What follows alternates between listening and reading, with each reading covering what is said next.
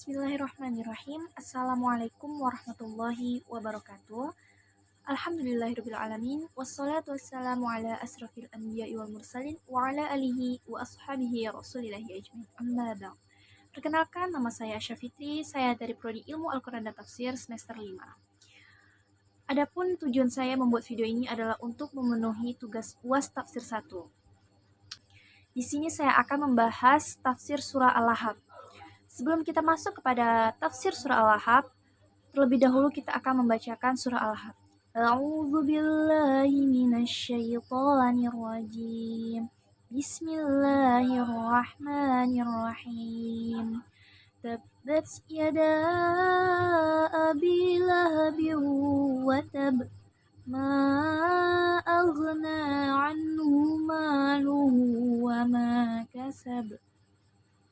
Sayasla naran dhata lahab wa imra'atuhu hammalatal hatab fi jidha hablum min masad.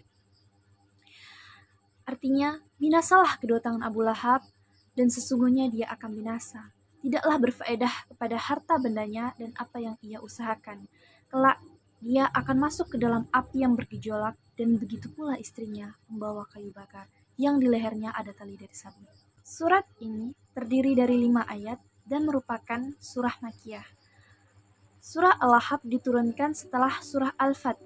Dinamakan surah Al-Lahab karena surat ini membicarakan Abu Lahab yang suka menyakiti Rasulullah, bahkan mencaci maki Rasulullah Shallallahu Alaihi Wasallam, dan balasan baginya berupa neraka yang apinya bergejolak, atau bisa kita sebut dengan Al-Lahab. Nama Al-Lahab juga itu diambil dari ayat ketiga surah ini, yang dimana artinya itu adalah gejolak api. Kemudian surah Al-Lahab ini juga disebut sebagai surah Al-Masad, dan karena diambil dari ayat terakhir pada surah ini.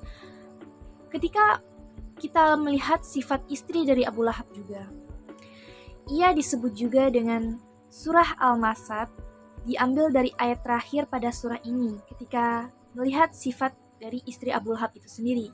Kemudian juga dinamakan surah Tabbat karena firman Allah yang diawali dengan Tabbat. Adapun asbabun nuzulnya, asbabun nuzul surah Al-Lahab ini diriwayatkan oleh Imam Bukhari dalam sahihnya dari Ibnu Abbas bahwa Rasulullah Shallallahu Alaihi Wasallam naik ke Bukit Sofa, mengumpulkan orang-orang Quraisy, lalu menyeru pada mereka, "Bagaimana pendapat kalian jika aku sampaikan kepada kalian bahwa musuh akan menyerang di pagi atau petang hari? Apakah kalian mempercayaiku?" Mereka menjawab, "Ya, kami percaya."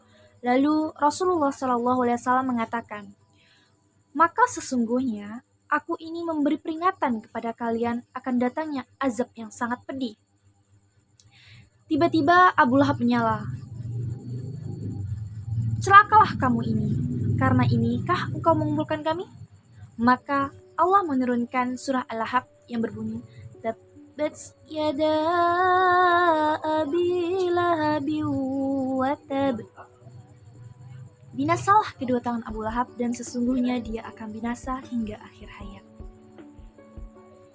Abu Lahab juga memiliki nama aslinya, yaitu Abdul Uzza bin Muttalib. Sebenarnya beliau ini merupakan paman Rasulullah Shallallahu Alaihi Wasallam. Namun dia juga memiliki kunyahnya, yaitu Abu Utaibah, dan beliau itu adalah orang yang paling banyak menyakiti, membenci, mencaci, dan merendahkan Rasulullah Shallallahu Alaihi Wasallam dan juga agama beliau. Kemudian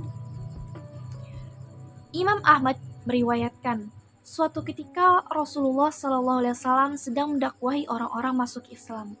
Dari belakang ada laki-laki berwajah cerah, bermata juling, dan rambutnya yang berkepang, yang tidak lain adalah Abu Lahab.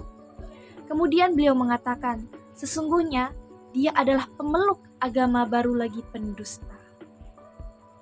Surah Al-Lahab ini juga merupakan ancaman balasan dari Allah untuk Abu Lahab dan istrinya.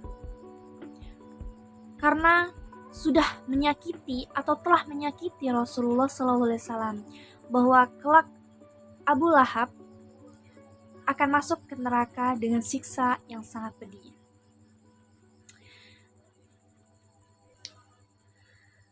Selanjutnya kita masuk kepada tafsir surah Al-Lahab.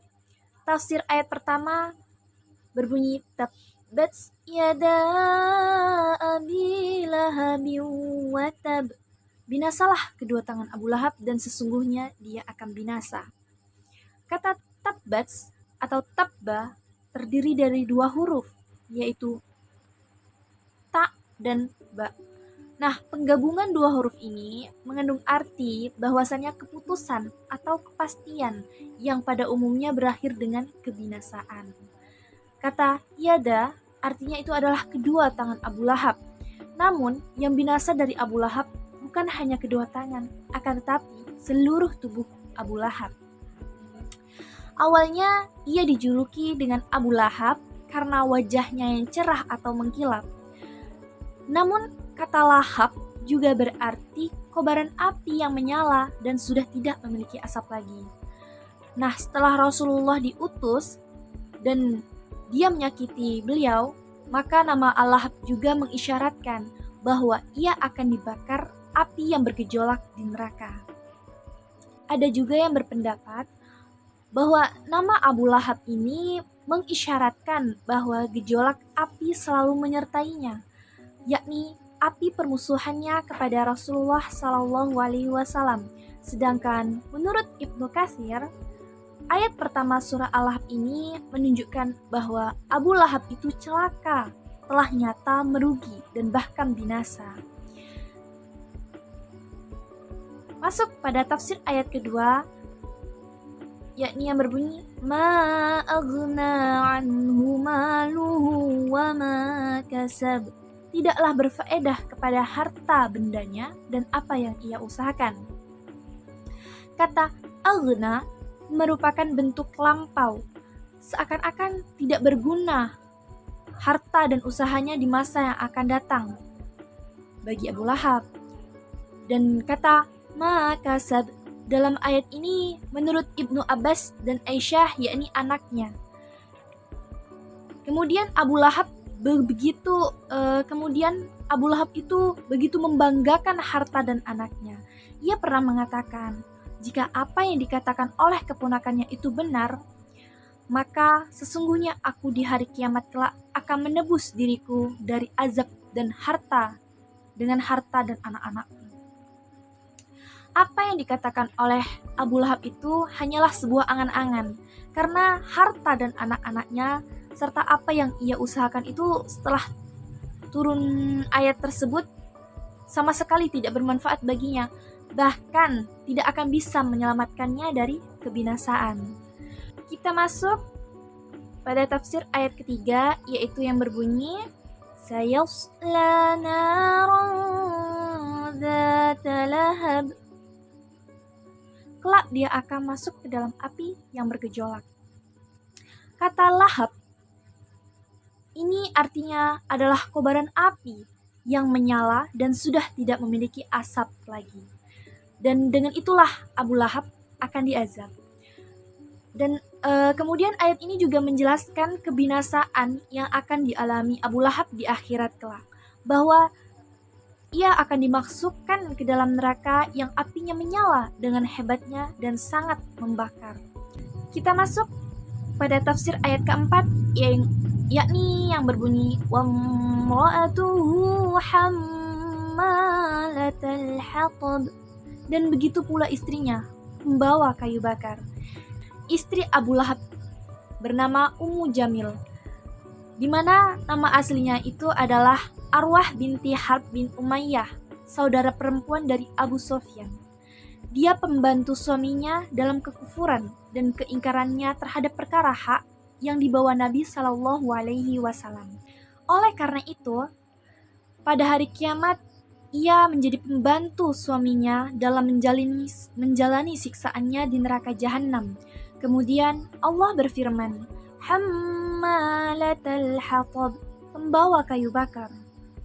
Maksudnya yaitu memanggul kayu bakar, lalu melemparkannya kepada suaminya agar api yang membakarnya itu bertambah besar. Nah, itu memang tugas istrinya yang memang diciptakan untuk itu, dan dia senantiasa siap melakukan hal tersebut. Kemudian dalam Al-Quran disebut sebagai hammalatal hatab, yang artinya itu adalah pembawa kayu bakar. Ia pernah meletakkan ranting-ranting berduri di jalan yang dilalui oleh Rasulullah SAW. Kemudian kalimat hammalatal hatab juga berarti pembawa isu dan fitnah. Ummu Jamil suka mengejek, bahkan mengatakan Rasulullah SAW ini sebagai orang fakir. Selanjutnya kita masuk pada tafsir ayat yang kelima, yaitu fi jidha hablum min masad, yang di lehernya ada tali dari sabit. Kata jid artinya adalah leher. Kata ini juga biasanya digunakan untuk menggambarkan keindahan leher wanita yang dihiasi dengan kalung. Sedangkan kata masad adalah sejenis tali yang berasal dari pohon al-masad yang tumbuh di Yaman dan dikenal sangat kuat. Masad juga berarti tali yang terbuat dari sabut. Ayat ini juga menggambarkan betapa hinanya dia. Bagian tubuh yang seharusnya indah justru malah terjerat dengan tali yang terbuat dari sabut. Nah, ketika kita menafsirkan ayat ini, Sa'id Ibnu Musayyab mengatakan bahwa dahulu istri Abu Lahab ini mempunyai sebuah kalung yang sangat mewah.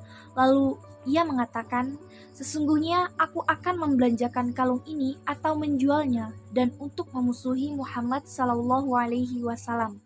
Maka Allah menghukumnya dengan tali dari api neraka yang dikalungkan di lehernya kelak di kemudian hari. Kemudian Ibnu Jarir juga meriwayatkan dari Asy-Sya'bi, dia mengatakan bahwa maknanya adalah pasung leher yang terbuat dari besi. Sedangkan Ibnu Hatim pernah meriwayatkan dari Asma binti Abi Bakar, dia berkata, seorang wanita yang buta sebelah matanya, yakni Ummu Jamil binti Hab, muncul serta menyumpah-nyumpah. Sedangkan tangannya itu memegang batu serta mengucapkan kata-kata bersyair, dia telah mencela agama nenek moyang kami, agamanya aku tolak dan perintahnya aku tentang. Dan Rasulullah SAW pun duduk di sebuah masjid bersama Abu Bakar. Dan pada saat itu ketika melihat istri Abu Lahab, lalu Abu Bakar berkata, wahai Rasulullah, Ummu Jamil datang, sedang aku mengkhawatirkan keselamatanmu bila dia melihatmu. Maka Rasulullah SAW bersabda, sesungguhnya dia tidak akan melihatku. Dan Nabi SAW membaca suatu ayat Al-Quran sebagai perlindungan buat dirinya, sebagaimana yang difirmankan oleh Allah Subhanahu Wa Taala. A'udzu billahi minasy syaithanir rajim. Wa idza qara'tal Qur'ana ja'alna bainaka wa bainal ladzina la yu'minuna bil akhirati hijaban mastura. Yang artinya, dan apabila kamu membaca Al-Quran, niscaya kami adakan antara kamu dan orang-orang yang tidak beriman kepada kehidupannya di akhirat suatu dinding yang tertutup. Quran Surah Al-Isra ayat 45. Kemudian Ummu Jamil datang dan berdiri di hadapan Abu Bakar tanpa melihat Rasulullah SAW. Lalu berkata, wahai Abu Bakar, sesungguhnya aku mendapat berita bahwa sahabatmu itu telah mencaciku.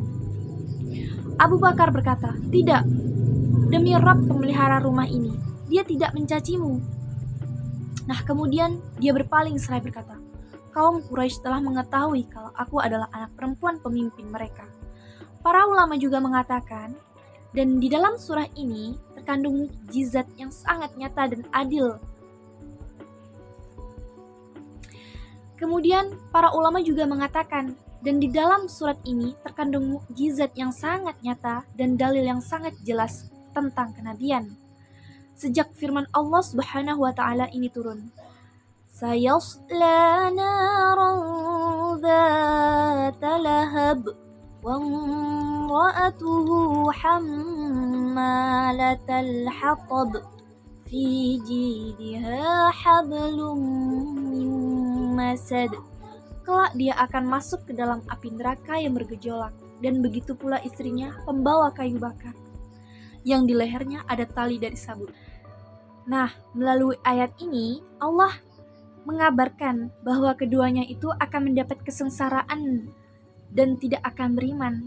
Keduanya atau salah satu di antara keduanya tidak akan pernah beriman, baik lahir maupun batin, secara sembunyi-sembunyi atau maupun terang-terangan, dan hal itu merupakan bukti yang paling kuat dan jelas yang menunjukkan kenabian.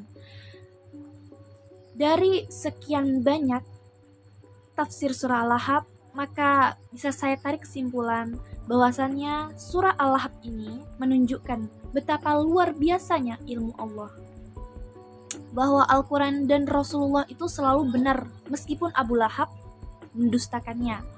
Seandainya Abu Lahab pura-pura masuk Islam, ia mungkin punya asumsi untuk menuduh Al-Quran itu keliru. Tapi Abu Lahab benar-benar selalu menentang Rasulullah SAW dan pada akhirnya binasa seperti firman Allah yang telah dijelaskan pada surat ini. Dan adapun Syekh Wahab Az-Zahili mengatakan, surah Al-Lahab ini menjelaskan bentuk siksa Abu Lahab dan istrinya Ummu Jamil serta balasan mereka berdua di dunia maupun di akhirat karena memusuhi Rasulullah SAW. Demikian tafsir surah Al-Lahab ini. Semoga kita termasuk umat Rasulullah SAW yang siap membela beliau dari orang-orang yang memusuhinya. Wallahu a'lam bishawab. Sekian dari saya, semoga bermanfaat. Wassalamualaikum warahmatullahi wabarakatuh.